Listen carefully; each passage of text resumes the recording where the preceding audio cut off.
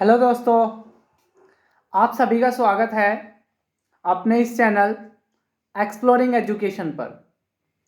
आज की इस वीडियो में हम बात करेंगे निशांत जैन जी के द्वारा लिखी गई पुस्तक शोर की।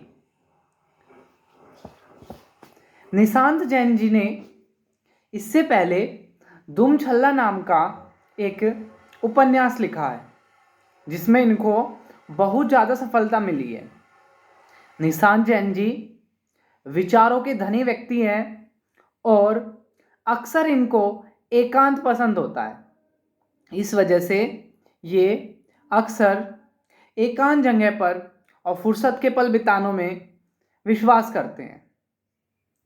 इनकी किताब पर लिखा है, शोर अंतर्मन का कोलाहल या कहे कि शून्यता है, बाहर की अव्यवस्थित व्यवस्था से अलग, चिंतित मन का व्यथित लेखन। व्यवस्थित सुर है जो किसी भी इंसान को जीने की वजह भी देता है। यानी कि निशांत जैन जी कहते हैं कि हमारे आसपास का जो शोर है वो हमें जीने की वजह भी देता है और जीवन का उद्देश्य भी। लेकिन आखिर यह शोर पनपता ही कौन है? कौन सही है, कौन गलत, कौन आज़ाद, कौन कैद? अजीब सवालों के ऐसे बवंडर में जिंदगी उलझ जाती है कि हर कदम पर चौराहा आ जाता है। जब आसपास देखते हैं तो लोग अपने लगते हैं, लेकिन जब उनका हाथ पकड़ने की कोशिश करो तो ऐसा लगता है कि हाथ किसी ख्वाब से होकर गुजरा हो, एकदम खाली सा। उदास दिल बहुत कुछ करने की इजाज़त नहीं देता, लेकिन वो ऐसे फैसले लेने को मजबूर कर देता है जो आप कभी लेना नहीं चाहते। ये हर किसी की ज़िंदगी में होता है कि ज़िंदगी ऐसे मोड़ पर लाकर खड़ी कर देती है कि उस फैसले को हम लेना नहीं चाहते, लेकिन फिर भी हमें लेना पड़ता है।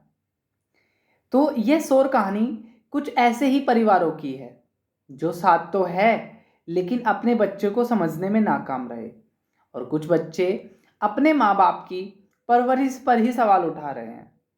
जिनको अपना समझकर जिम्मेदारी सौंपी वही विश्वासघात कर रहे हैं, और कुछ कामयाबी के लिए कुछ भी कर गुजरने के लिए तैयार है। तो ये अगर आप शोर पुस्तक पढ़ोगे तो ये लास्ट में लिखा हुआ है।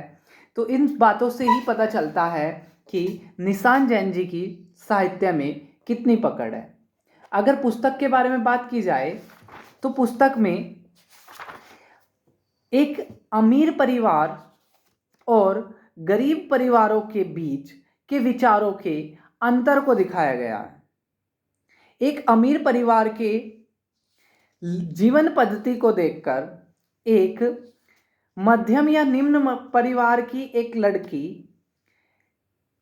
क्या कुछ करना चाहती है, या उस परिवार को, अमीर परिवार को कॉपी करने के लिए वो अपनी जिंदगी को किस प्रकार नरक बना लेती है।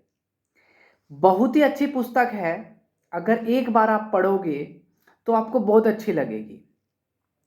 तो यहाँ पर इस पुस्तक में जो हमारी अनियंत्रित ख्वाहिशें हैं, या जब हम सामने वाले को तुलनात्मक रूप से खुद को गरीब समझने लग जाते हैं सामने वाले से, तो उस मन व्यथा को, उस शोर को यहाँ पर दिखाया गया है।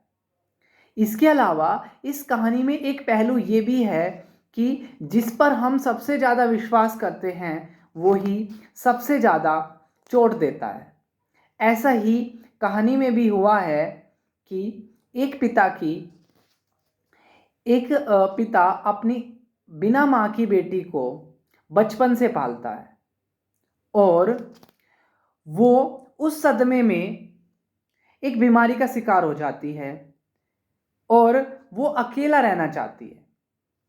इस अकेलेपन का इलाज करते करते वो, उनके जो पिता हैं, वो एक टीचर पर भरोसा कर कर उनको यहाँ पर उनको पढ़ाने भेजते हैं। इसी बीच में वो टीचर इस विश्वास का गलत फ़ायदा उठाता है और वो लड़की इंसानों से डरने लग जाती है, जो इस पुस्तक का शीर्षक भी है शोर। और वो इस सामान्य जीवन के शोर से दूर जाना चाहती है, लेकिन लेखक ने अपनी कहानी में इस शोर से दूर जाने का इलाज शोर के द्वारा ही किया है। वह घरों में पहले छोटे छोटे जीव, उसके बाद बत्तख, ठीक है, इसी तरीके से छोटे छोटे पक्षियों को लाकर उसको महसूस कराते हैं कि ये जो शोर है ये सही शोर है। अंततः इसका बदला लेने के लिए वो उस टीचर की हत्या कर देते हैं।